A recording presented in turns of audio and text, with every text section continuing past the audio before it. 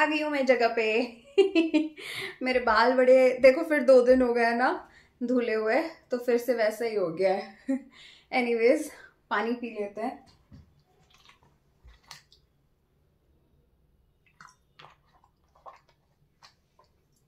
So hello guys, welcome back to my channel. New day new vlog. और पहले बाल बांध लेते हैं फिर डिस्कस करते हैं, क्योंकि आज का व्लॉग स्टोरी टाइम व्लॉग होगा। मैं चाहती हूँ आप लोगों से कुछ चीजें डिस्कस करने के बारे में, जो कि मैंने परसों जो वीडियो बनाया था, जो मेरे अंकल, जो फैमिली इश्यूज मेरे चल रहे थे। कैसा हो रखा है भाई। जो मेरे फैमिली इश्यूज या जो भी चीजें चल रही थी मेरे यहाँ पे लाइफ में, उससे related I wanted to share certain things, कि मैंने क्या फील किया कि व्लॉग बनाने के बाद, व्लॉग बना के अपलोड करने के बाद ना काफ़ी टाइम तक तो आई वॉज ओके, क्योंकि मैं बहुत आपको भी पता है कि मैं बहुत राइल अप हो गई थी और मैंने करती थी। फिर अराउंड 12 o'clock मैंने 8 बजे के करीब मैंने वो व्लॉग अपलोड किया, 7:30-8 बजे के करीब। और उसके बाद मुझे ये चीज़ फील हुई कि 12 बजे तक कि क्यों कर रही हूँ मैं, मतलब इसको प्राइवेट कर देते हैं या हटा देते हैं इस वीडियो को। उसका रीज़न है, पहली चीज़ तो मेरे लाइफ के जो फंडे हैं, मतलब किसी के भी साथ, मतलब मैं 1-on-1 किसी के रिलेशंस के साथ की बात कर रही हूँ, वो बहुत सिंपल है। ठीक है, अगर ज़रूरी नहीं है कि मेरे फादर की किसी से बन रही है या मेरे हस्बैंड की किसी से बन रही है, उसकी मेरे से भी बने। ठीक है, सामने वाला इंसान, वो दोनों लोग जो बॉन्ड शेयर कर रहे हैं, वो ज़रूरी नहीं है कि वो मेरे साथ भी बने। बाय द वे, ये टी शर्ट जो है मेरे हस्बैंड की है। आज मैं उनके टी शर्ट को पहन के ब्लॉग बना रही हूँ। Anyways, coming back to the topic, तो ये है कि ज़रूरी नहीं है कि आपके जो रिलेशंस हैं दो लोगों के, ये बच्चों में होता था, हम लोग जब छोटे छोटे थे, कि मैं किसी से बात नहीं कर रही हूँ तो तुम भी मत करो, ये नहीं होना चाहिए। ठीक है, तो अगर पापा और चाचा एक डिफरेंट बॉन्ड शेयर कर रहे हैं और उनका एक इक्वेशन है जो उनके हिसाब से सही बैठ रहा है, तो मैं क्यों इन्वॉल्व हो रही हूँ। अगर मुझे ये लगता है कि मैं पापा को प्रोटेक्ट कर रही हूँ, बट मुझे उनके डिसीजंस को भी रिस्पेक्ट करना चाहिए, जबकि मैं छोटी हूँ तो मुझे तो और करना चाहिए। बट ठीक है, जो भी था, मुझे उस पॉइंट ऑफ टाइम पे ये सही नहीं लगा कि ये सारी चीज़ें सही थी मेरे नज़रिए में। दूसरी बात ये है कि अगर कोई चोर भी चोरी करता है तो हमें नहीं पता होता है कि बैक ऑफ द स्टोरी उसकी क्या है। कई बार इंसान गरीबी में भी जाके अपने बच्चों का पेट पालने के लिए या अपने भूख के लिए भी इंसान चोरी कर लेता है। तो हर इंसान तो क्लेप्टोमेनियक नहीं हो सकता है ना। कुछ लोग तो ऐसे भी होते हैं जिनके सिचुएशंस उनको इस तरीके के एक्शंस करने पे मजबूर करते हैं।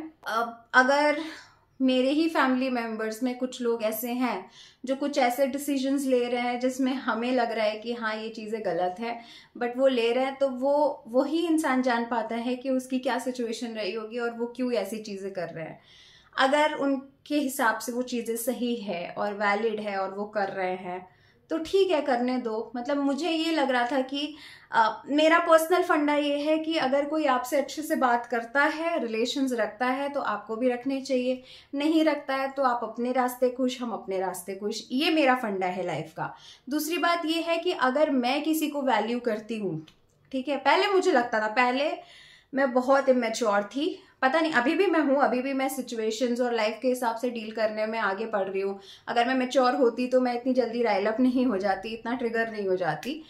बट जो भी है, मैं आपको ये बता रही हूँ कि पहले के मेरे ये फंडे थे कि सामने वाले को मैं उतनी वैल्यू दे रही हूँ तो वो मुझे क्यों नहीं दे रहा है। बट अब मेरा ये आगे जाके रूल ये हो रहा है कि मैं अगर मन में किसी को वैल्यू देती हूँ तो मेरे मन में वैल्यू है, मेरे मन में वो चीज़ें अच्छी है। लेकिन अगर सामने वाला इंसान नहीं समझता है, मतलब हम इक्विलिब्रियम नहीं मेंटेन कर पा रहे, तो वो उसके मन की बात है यार। मैं उसके मन में जाके चेंज तो नहीं कर सकती कि सामने वाला मुझे पसंद कर ले at the end of the day. ठीक है, हर कोई आपको नहीं पसंद कर सकता है, एंड दैट्स परफेक्टली फाइन। मैं अपनी दुनिया में खुश हूँ, आप अपनी दुनिया में खुश हो। I am respecting you, even if you are not respecting me, it's okay for my life. ठीक है, that is one more point. तीसरी बात यह है कि मेरे साथ जो अच्छे से बात करेगा, मेरे साथ जो अच्छे से रहेगा, मैं उसके साथ हमेशा अच्छे से रहूंगी। मेरे साथ अगर मेरे मुश्किल टाइम पे कोई नहीं है साथ, या किसी की 100 रुपए की देने की कैपेसिटी है, मैं एक एग्जांपल दे रही हूँ, और मैं उससे 1000 रुपए एक्सपेक्ट कर रही हूँ, तो ये मेरी गलती है क्योंकि उसकी कैपेसिटी ही उतनी है। तो इसी तरीके से अगर कोई मुझे हेल्प नहीं भी कर रहा है या बहुत कम सपोर्ट कर पा रहा है, तो मैं उसको थैंकफुल रहूं कि थैंक यू, आपने मुझे इतना सपोर्ट किया। उससे ज़्यादा मुझे एक्सपेक्ट भी नहीं करना चाहिए।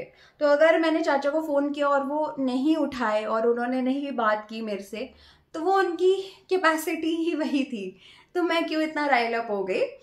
ठीक है। अब उसके बाद जो ये मैंने पूरा सेकंड वीडियो बनाया था एक्सपोज करते हुए, उसका रीज़न ये था कि दीदी के, मेरे को ऐसा सब सुनने में आया था, जो दीदी थी उन्होंने ऐसे ऐसे कुछ कुछ बोल दिया था कि मैं उसको जाके बताती हूँ, ये बताती हूँ, और उसके बाद भी और सारी चीज़ें मुझे पता चली जो मैंने वीडियो में नहीं शेयर की।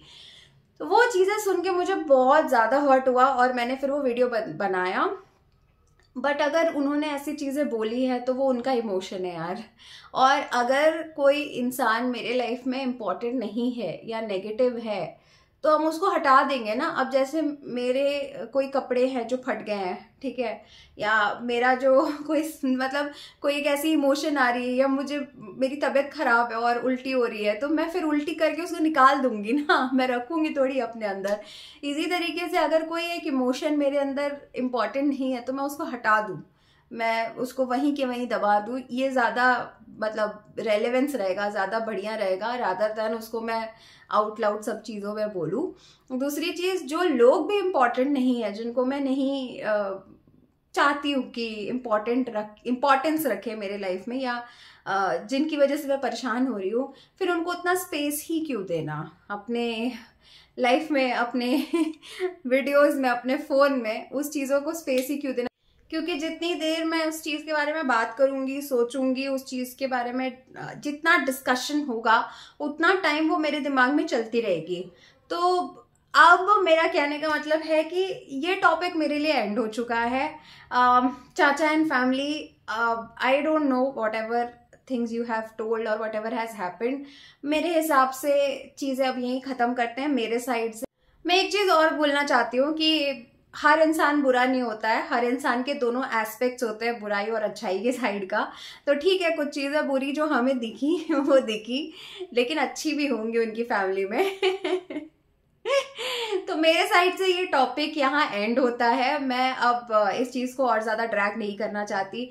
इन केस कोई क्या कर रहा है क्या नहीं कर रहा है, अब है तो फैमिली ही। और मैं भले जितना नेवर से, मतलब वो बोलते हैं ना लाइफ गिव्स यू टैंजरीन, में मैंने सुना है और मैंने ये एक्सपीरियंस भी किया है कि नेवर से नेवर। मतलब अगर आप जिनके साथ ये बोलोगी नहीं नहीं नहीं नहीं मैं इनके साथ रिश्ता नहीं रखूंगी, या ये बेकार है, या मैं ऐसी चीज़ें कभी नहीं करूंगी, या मैं ऐसे इंसान के साथ कभी नहीं रहूंगी, वैसी चीज़ें हमेशा लाइफ आपको उसी सिचुएशन में ला के रख देती है ताकि आप उससे डील करना सीखो। तो ऐसा नहीं है कि मैं एकदम सब खत्म करके एकदम तोड़ ताड़ ये वो कर दे रही हूँ।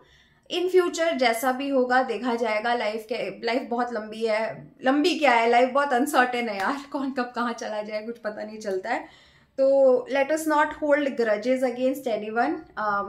जो उन्होंने किया वो भी भगवान देखेंगे, उनके साथ है। जो मैं कर रही हूँ वो भी भगवान देखेंगे, मेरे साथ है। तो मेरे पास और इम्पोर्टेंट चीजें हैं डील करने के लिए। तो इस टॉपिक से अब एंड करते हैं यार, बहुत ज्यादा स्ट्रेच हो गया है। इसलिए भी मुझे खराब लग रहा था। तो भैया आप लोग को जो कर रहे कीजिए, करते रहिए।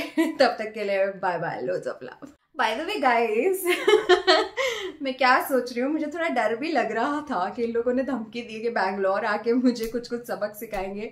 तो तान्या मित्तल को अगर आप लोग जानते हो तो अभी वो है बिग बॉस के घर में, ठीक है। उसकी बहुत रील्स और मीमें फेमस हो रही है। तो उसके 150 बॉडीगार्ड्स हैं, तो उनमें से कुछ को बुला लूं क्या?